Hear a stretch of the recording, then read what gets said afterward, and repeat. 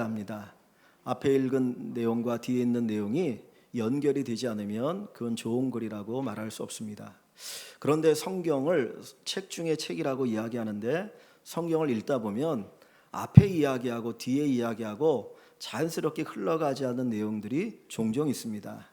아니 왜 이렇게 기록되었을까? 앞에는 이렇게 얘기하는데 왜 뒤에는 이런 내용이 나올까라고 하는 의문이 드는 것들이 종종 있는데 오늘 우리가 읽은 본문의 내용이 그렇습니다. 여러분들이 지난주에 들은 설교의 제목을 아십니까? 혹시 기억나시나요? 예수 바보. 하나님을 너무너무 사랑해서 바보처럼 살아가는 삶, 예수 바보라 그랬습니다. 다윗이 바로 그런 사람이었죠. 사울 왕이 자기를 죽이려고 칼을 쓰는데 아주 도 같은 3,000명의 군사를 거느리고 자기를 잡으러 옵니다. 자기를 죽이려고 합니다. 굴 속에 있다가 그 사울을 죽일 수 있는 절호의 기회가 왔는데도 하나님이 기름 부음 받은 자니까 내가 죽일 수 없다. 그리고 옷자락을 살짝 베면서도 가슴 아파했던 그 다윗의 모습을 보았습니다. 그 다윗의 믿음의 고백이 뭡니까? 내가 그를 죽이지 않아도 하나님이 그를 보복하시리라. 하나님이 된 위대한 믿음의 모습이 거기에 나타나면서 진짜 우리가 생각할 수 없는 그런 놀라운 일을 행하는 다윗의 모습을 보게 됩니다.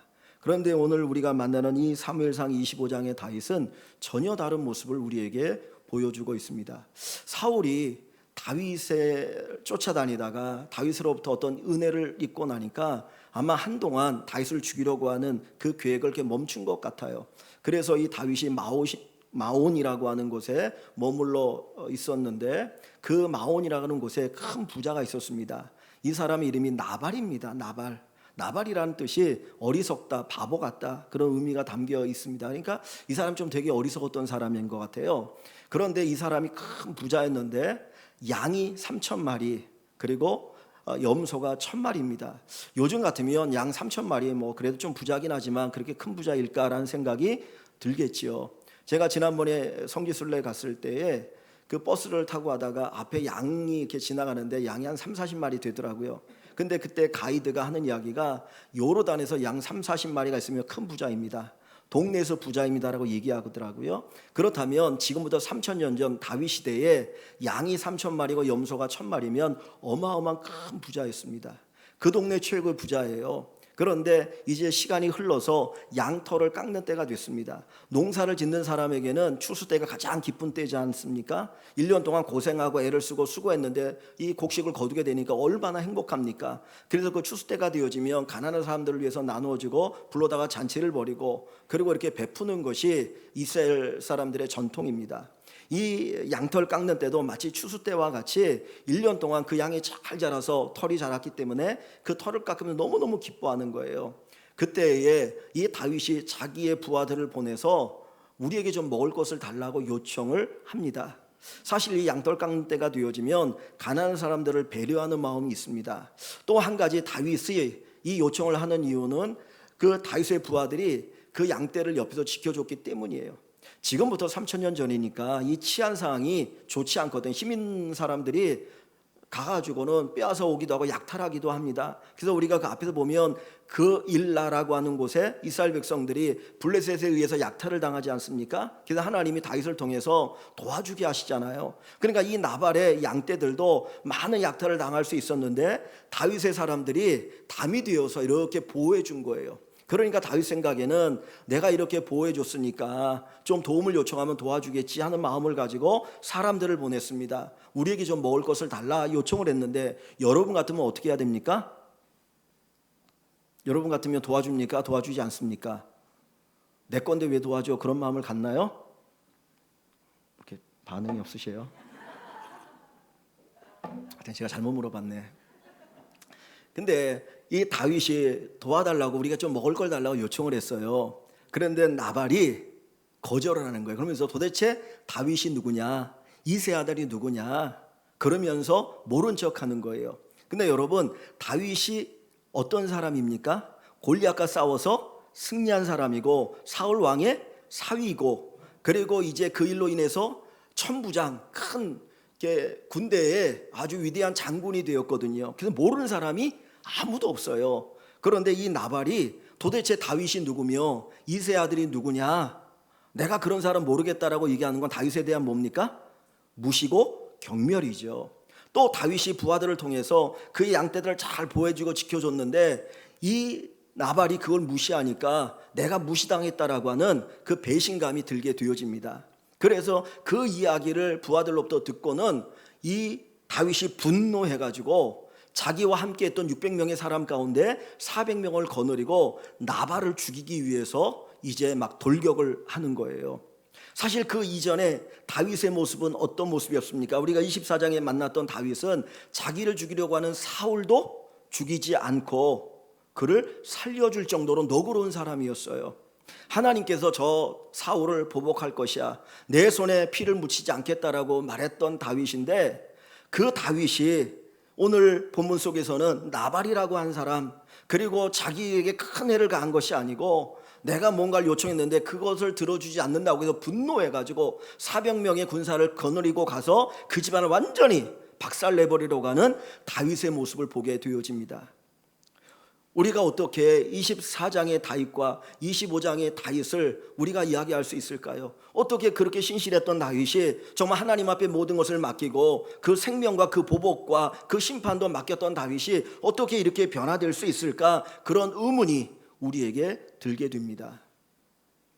가끔 정말 예수 잘 믿는 사람이 순간순간 그렇지 못한 모습을 보일 때가 많아요. 정말 저분은 성자야, 저분은 진실한 사람이야, 저분은 법 없이도 살아, 하나님이 정말 기뻐하실 것이야, 그렇게 생각하고 그렇게 인정하는 분들이 생각지 않은 어떤 부분들을, 어떤 실수들을 하는 경우를 우리가 가끔 보게 되어지고 이야기를 듣게 되어지죠. 왜 그런 일이 일어날까? 그렇게 신실했던 다윗인데, 그렇게 하나님 앞에 맡기는 믿음의 사람 다윗인데 어떻게 자기 마음을 섭섭하게 한다고 해서 그 집안을 몰살시키기 위해서 자기 부하 400명을 거느리고 쫓아갈 수 있을까 하는 겁니다. 그 이유가 무엇인가 하는 겁니다. 우리는 다윗 하면 믿음의 사람으로 생각합니다. 믿음의 사람으로 여깁니다. 여러분, 다윗이 얼마나 믿음이 좋은 사람입니까? 그가 골리앗과 싸울 때에 그 뭘 가지고 나갔습니까? 칼을 가지고 나간 것도 아니잖아요. 물맷돌 5개 가지고 여호와 이름을 들고 나가서 싸워서 큰 승리를 거둔 사람 아닙니까? 정말 사울을 죽일 수 있는 기회가 있었음에도 불구하고 하나님 앞에 맡기고 나갔던 믿음의 사람 다윗 아닙니까? 그러면 그 믿음은 무엇입니까? 오늘 다윗에게 있어서 믿음은 무엇입니까? 우리가 믿음을 이야기할 때 믿음이 무엇인가 하는 것입니다. 많은 분들이 믿음이라고 하는 것을 나의 능력, 나의 실력 또는 경험이라고 생각합니다. 내가 믿음이 있으니까 뭔가를 할 수 있을 거야. 그래서 우리는 종종 그런 얘기를 하죠. 빌립보 4장에 보면 믿는 자에게는 능치 못할 일이 없느니라 하면서 그 말씀을 인용하면서 내가 예수를 믿고 하나님을 믿고 내 믿음이 대단하니까 나는 큰 일을 행할 수 있을 것이야, 그런 담대함을 가지고 나가는 경우가 있어요. 그런데 이 다윗은 믿음의 사람인데 오늘 그의 모습 속에 보면 그는 그 분노를 이기지 못하고 있어요. 아예 분노 앞에 굴복하여서 그 나발을 죽이려고 하고 그 집안에 있는 무고한 사람들 죽이려고 하는 어마어마한 죄를 범하려고 하는 순간을 맞이하고 있는 것을 볼 수가 있습니다. 이 나발에게 아내가 있는데 아비가일이라고 하는 여자예요. 아비가일이라는 이름이 뭐냐면 기쁨의 아버지, 기쁨의 아버지라는 뜻이 있습니다. 그러니까 되게 기쁨을 주는 사람인 것 같아요. 주변에 있는 많은 사람, 기쁨을 주는 사람. 그의 남편이 나발인데 나발의 뜻은 뭐라고요? 어리석은 자, 바보 같은 자. 근데 그의 아내는 아비가일, 기쁨의 아버지, 기쁨을 주는 사람이었어요. 근데 어떻게 부부가 된지 모르겠습니다. 근데 이 아비가일이 그 이야기를 듣고 음식을 준비하게 합니다. 빨리빨리 음식을 준비해라. 그리고는 그 음식을 가지고 이제 다윗을 막 찾아가는 거예요. 그런 다윗에게 이야기하기를, 당신은 위대한 사람입니다. 우리 남편은 정말 당신이 말한 대로 죽을 만한 존재입니다. 진짜 어리석은 사람입니다. 그래서 그 마음을 진정시키고 나서 나중에 보니까 당신이 왕이 될 사람인데 당신이 여기에서 나발을 죽이면 나중에 당신에게 큰 과오가 되지 않겠습니까? 라고 마음을 진정시키면서 이 아비가일이 다윗이 살이라는 것을 막는 일을 하게 됩니다. 그래서 오늘 본문에 그 아비가일의 이야기를 듣고 다윗이 하는 이야기가 오늘 본문의 말씀입니다. 다시 한번 제가 읽겠습니다. 32절부터 좀 봅니다. 32절에 다윗이 아비가일에게 이르되 오늘 너를 보내어 나를 영접하게 하신 이스라엘의 하나님 여호와를 찬송할지로다. 지금 다윗은 그 나발과 그의 남자들을, 그 집안에 있는 사람들을 다 죽이기 위해서 지금 가고 있는 중이에요. 살인하기 위해서. 그런데 그것을 막으신 하나님을 찬송한다라고 이야기합니다. 또 33절에 또 내 지혜를 칭찬할지며 또 내게 복이 있을지로다. 나비가이를 칭찬하죠. 왜 그렇습니까? 오늘 내가 피를 흘릴 것과 친히 복수하는 것을 내가 막았느니라. 너가 아니면 내가 수많은 사람의 피를 흘릴 것이고 나발에게 복수를 했을 것이다. 그런데 하나님께서 너를 통해서 그것을 막으셨다라는 거예요. 그런 이 말을 보면 이 다윗도 나발을 죽이는 것이 하나님 앞에 합한 것이라 이 아니라는 것을 알고 있다는 거죠. 하나님이 원하는 것이 아니라는 것을 알고 있는 거예요. 사람의 피를 흘린다는 게 그게 얼마나 큰 죄입니까? 그것도 나를 섭섭하게 했다고 그 사람을 죽이려고 하는 것이 얼마나 큰 죄입니까? 요즘 우리 사회가 사람들의 마음이 다급해지고 그리고 분노를 참지 못하니까 그냥 자기에게 해를 입으면 죽이려고 하는 경우가 많이 있지 않습니까? 그런 어떤 범죄들이 많이 있거든요. 우리는 그것들에 대해서 우리가 용납하지 않지 않습니까? 아무리 그래도 이런 죄를 범하면 안 된다라고 생각하는 거죠. 근데 이 다윗이 지금 분노했어요. 내가 도와줬는데, 그리고 이 양털을 깎는 때가 되어지면 가난한 자를 돌봐야 되는데 어떻게 그러지 않을 수 있느냐 하고 분노해서 그 나발을 죽이고 그 집안에 있는 수많은 남자를 죽이면 이것이 하나님께서 정당하다고 인정하시겠습니까? 인정하는 게 아니죠. 그래서 하나님은 아비가일을 통해서 막으셔요. 그래서 죄를 범하지 않았어요. 그런데 중요한 것은 그 이전의 다윗의 모습과 오늘 본문의 다윗의 모습이 왜 이렇게 차이가 나는가 하는 겁니다. 분명히 다윗은 믿음의 사람이에요. 그러나 우리가 한 가지 기억해야 될 것은 그 믿음이 무엇이냐? 아까도 말씀드렸던 것은 믿음은 뭡니까? 내 능력이 아니라는 거예요.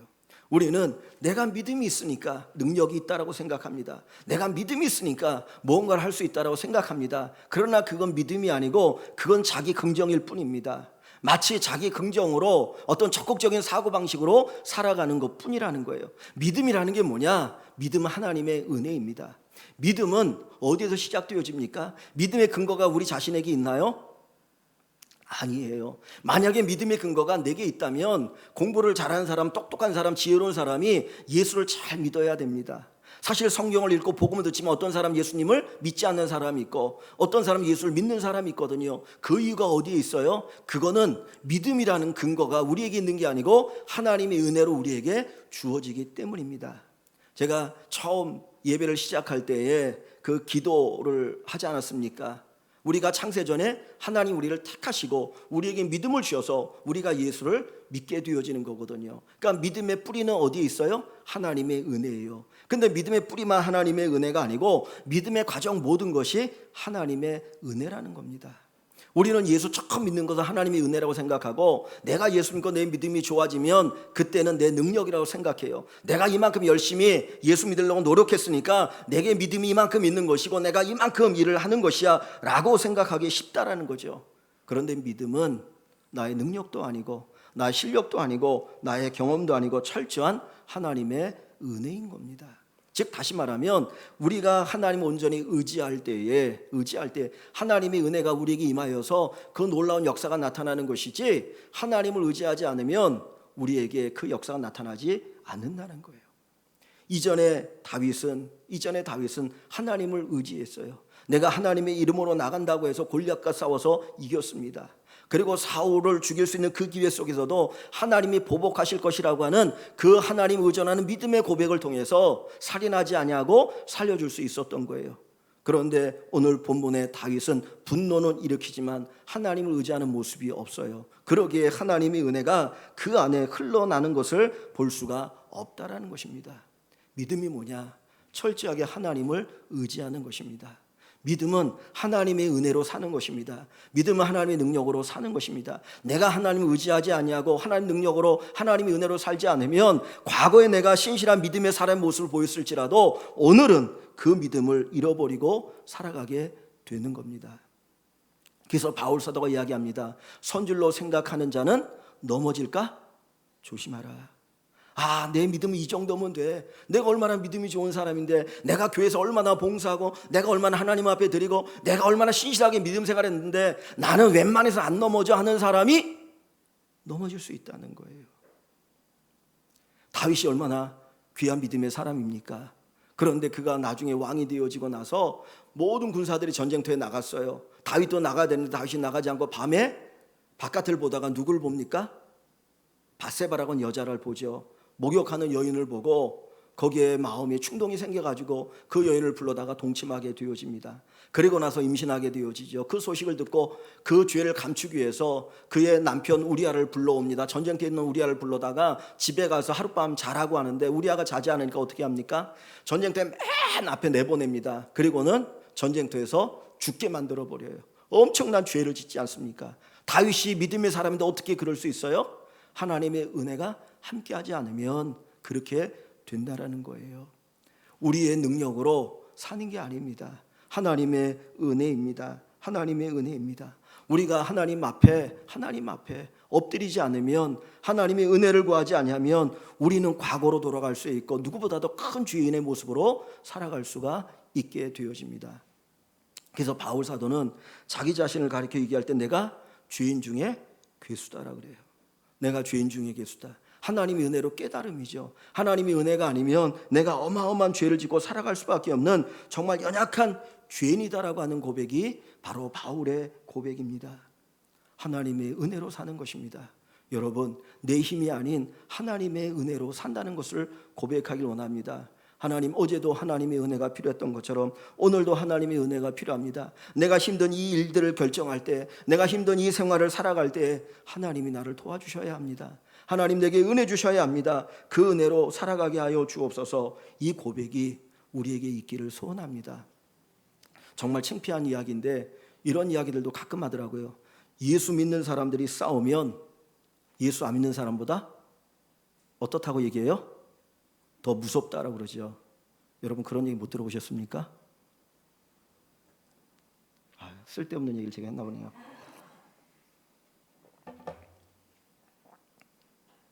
그런 얘기가 나오는 이유는 우리 안에 하나님의 은혜가 떨어지고 나면, 하나님의 은혜가 없으면 예수 믿는 사람이나 믿지 않는 사람이나 다 거기더라는 거예요. 내가 이만큼 사는 것이 내 능력으로 사는 게 아니에요. 내가 수련을 했기 때문에 사는 게 아니고 하나님의 은혜가 우리에게 임하였기 때문에 사는 것입니다. 어제도 하나님의 은혜로 살았던 것처럼 오늘도 하나님의 은혜로 살아야 됩니다. 여러분, 어제 식사하셨습니까? 식사하셨어요? 예. 아침, 점심, 저녁 맛있게 드셨죠? 내가 어저께 맛있게 밥 먹었다고 오늘 식사 안 하실 분 계십니까? 오늘도 식사하셔야죠. 왜냐하면 어저께 먹은 것으로 내가 살아갈 수 있는 게 아니고 어제도 양식을 먹었던 것처럼 오늘도 양식을 먹어야 살아가요. 그것처럼 우리 인생도 어제 하나님의 은혜로 살았던 것처럼 오늘도 하나님의 은혜로 살아야 되는 거예요. 내가 어저께 큰 은혜를 받았으니까 오늘 은혜 안 받아도 된다? 아니에요. 오늘도 하나님의 은혜가 있어야 돼요. 오늘도 하나님의 은혜가 있어야 돼. 그렇지 않으면 어제 우리의 모습은 사라지고 오늘은 또 다른 모습, 죄인된 모습, 정말 어떻게 보면 사단과 같은 모습이 우리에게도 있을 수가 있다라는 것입니다. 그래서 철저하게 하나님의 은혜를 구하는 저와 여러분들이 되시기를 주의 이름으로 간절히 축원합니다. 한 가지 더 생각하길 원하는 게 있습니다. 왜 다윗이 이처럼 분노했을까? 여러분, 이 나발이 다윗에게 음식을 주지 않았다고 해서 다시 이처럼 분노하는 이유가 어디에 있습니까? 우리가 생각할 때는 나발에게 분노하는 것보다는 사실은 누구에게 더 분노해야 돼요? 사울과 나발을 대상을 비교하면 다윗이 나발에게 분노하는 것보다는 누구에게 더 분노해야 되죠?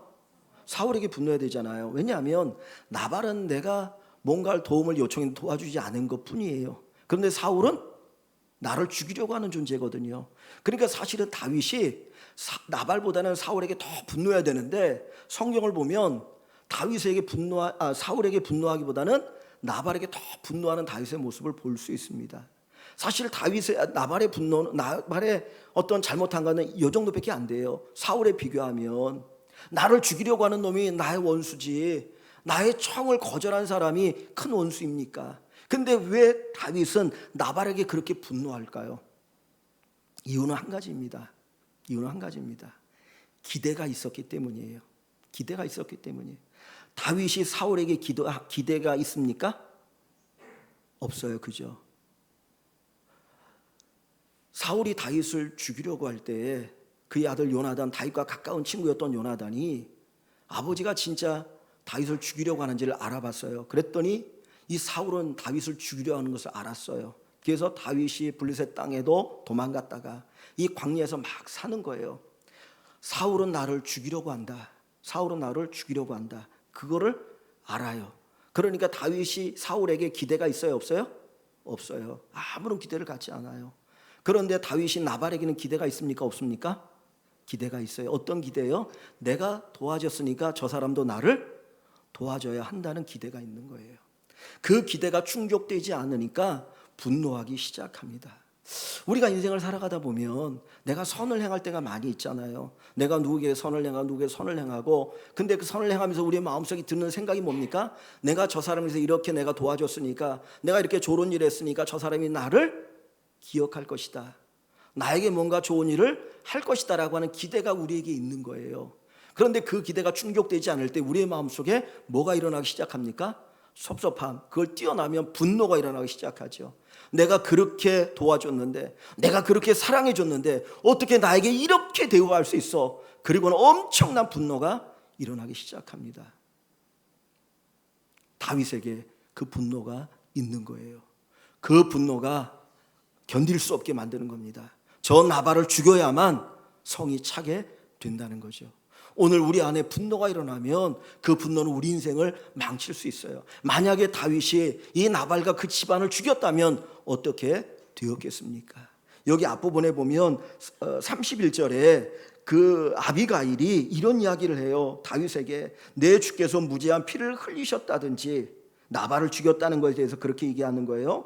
또 주께서 친히 보복하셨다든지 함으로 말미암아 슬퍼하실 것도 없고 내 주의 마음에 걸릴 것도 없으시리니, 다만 여호와께서 내 주를 후대하실 때에 원하건대 내 주의 여정을 생각하소서라고 하는 이야기를 합니다. 즉 다시 말하면 당신이 왕이 될 텐데 이 나발을 죽이면 나중에 그게 큰 과오가 되지 않겠습니까? 그러니 살인하는 일을 멈추십시오라고 하는 이야기를 하고 있는 거예요. 여러분, 우리 안에 내가 누군가에게 선을 베풀 때 우리는 기대하지 않아야 됩니다. 우리가 자식에게 마음껏 다 쏟아붓지 않습니까? 이거 쏟아붓고 저거 쏟아붓고 막 쏟아부어요. 근데 나중에 우리 안에 무슨 생각이 있냐면, 내가 이렇게 사랑했는데 저놈들이 나에게 효도해야지. 근데 자식들이 보니까 효도하든가요? 안 하든가요? 안 하잖아요.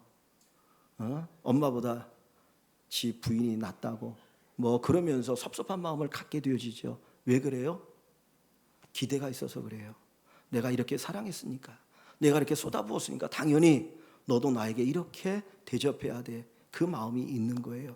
이게 다윗에게 분노로 작용하고 있는 것입니다. 그래서 성경이 우리에게 뭐라고 말씀합니까? 오른손이 하는 일을 뭐가 모르게 하라고요? 왼손이 모르게 하라. 오른손이 하는 일을 왼손이 모르게 하라. 이 말의 의미가 뭡니까? 내가 선을 행한 것을 뭐 하지 말라는 거예요? 기억하지 말라는 거예요.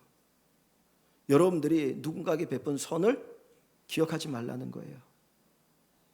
내가 김 집사님에게 베풀었던 그 선에 대해서 기억하지 말라는 거예요. 내가 저 집사님에게 이렇게 해줬는데 저 집사님이 나를 특별히 대우하겠지. 그 마음을 품지 말라. 네가 행했던 그 선을 깨끗하게 잊어버려라. 근데 여러분 어떻게 잊을 수 있습니까? 여러분 잊을 수 있나요? 잊을 수 있습니까?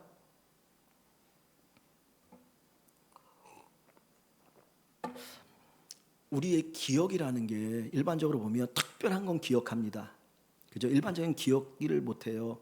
어저께 24시간을 살았는데 그냥 일상적인 생활을 쭉 흘러가면 여러분의 기억 속에 그것들이 딱 기억이 되나요? 기억이 잘 안 돼요. 근데 어저께 24시간 일 속에서 어떤 특별한 일이 딱 있을 때는 그게 내가 기억하지 않으려고 해도 기억이 돼요. 그죠? 암기해서 기억하는 게 아니고 암기하지 않았는데 특별한 일이니까 그게 기억이 되어지는 거예요. 그러면 선한 일을 우리가 기억하지 않는 방법이 뭐냐? 그게 일상적인 일이 되어지면 돼요. 내가 하는 선이 특별한 것이 아니고 내가 일상적으로 베푸는 일들이 되어지고 하는 일들이 되어지면 굳이 기억이 안 된다는 거예요. 하나님께서 우리에게 원하시는 것은 야, 네가 오른손으로 했으니까 왼손이 모르게 해, 그걸 얘기하고 싶은 것이 아니라 너희의 선한 행동들이 일상생활이 되어서 그것 자체가 너희 수준이 되게 하라. 너희 수준이 되어라. 그러면 그 상대방이 나에게 대접하지 않았다고 섭섭하지 않을 거라는 거예요. 내가 하는 일이 그 일이니까. 그 일이니까. 지금 이 다윗이 섭섭한 이유는 내가 그 사람에게 선을 베풀었다는 거죠. 근데 그가 나를 대접하지 않으니까 그게 분노가 되어지는 겁니다. 우리는 은혜라는 말을 많이 씁니다. 내가 저 사람에게 은혜를 베풀었어. 은혜를 베풀었어. 근데 은혜는 내가 베풀고 나서 그것을 기억하는 건가요? 기억하지 않는 건가요? 은혜가 뭡니까? 내가 그냥 주는 거잖아요. 아무 대가 없이 주는 게 은혜잖아요. 내가 줬는데 그걸 기억하고 대가를 바라면 그게 은혜인가요? 은혜가 아닌가요? 그 은혜가 아니거든요. 은혜라고 하는 것은 내가 줬는데 기억하지 않는 게 은혜인 거예요. 다시 돌려받는 것을 기대하지 않는 것이 은혜인 거예요. 하나님께서 우리에게 좋은 거 주시고 야, 내가 너 줬으니까 너 나에게 줘, 그렇게 하십니까? 아니잖아요. 그냥 하나님은 주시고 잊어버리셔요. 하나님 우리의 죄도 잊어버리신다 그랬어요. 하나님께서는 그냥 주시고 다 잊어버리셔요.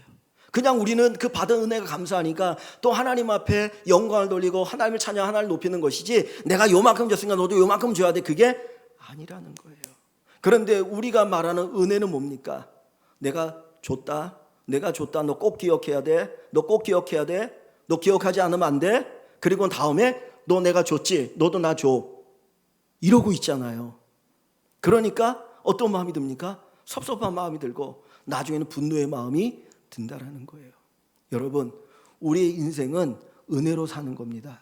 내가 하나님의 은혜로 믿음을 가진 것처럼 그 은혜를 가지고 세상을 살아가는 것이고 사람들을 대하는 거예요. 내가 이 땅에 온 것도 하나님의 은혜입니다. 내가 지금 살아가는 것도 하나님의 은혜입니다. 내 능력이 아니에요. 하나님의 능력이에요. 하나님의 은혜예요. 하나님의 도움의 손길을 통해서 오늘까지 살았고 오늘도 우리가 그렇게 살아가는 것입니다. 다윗이 은혜라고 생각했다면 나발이 거절했다고 해서 분노하지 않았을 거예요. 근데 은혜가 아니고 마치 내가 너에게 구워진 것처럼 생각하니까 하나님께서 그게 아니라고 말씀하고 계시는 것입니다. 우리 인생은 철저하게 하나님을 의지하고 살아가는 것입니다. 하나님 의지하지 않으면 우리는 넘어져요. 쓰러져요.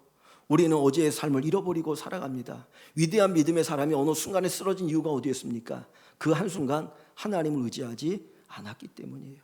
내가 하나님을 의지하지 않으면 하나님의 은혜를 우리가 받아서 살 수가 없는 것입니다.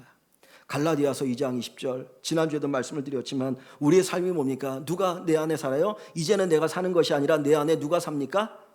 그리스도께서 사신다 그랬어요. 그리스도께서 어떻게 사십니까? 이제 내가 사는 건 나를 살아, 나를 위해 십자가에 못 박혀 죽으신 예수를 믿는 믿음으로 사는 거예요. 그분을 믿는 믿음, 그게 뭐예요? 그분을 의지하는 거예요. 그분의 은혜로 사는 거예요. 하나님의 은혜로 살아가는 저와 여러분들이 되시기를 주님의 이름으로 간절히 축원합니다. 우리는 하나님을 떠나서 살 수 없어요.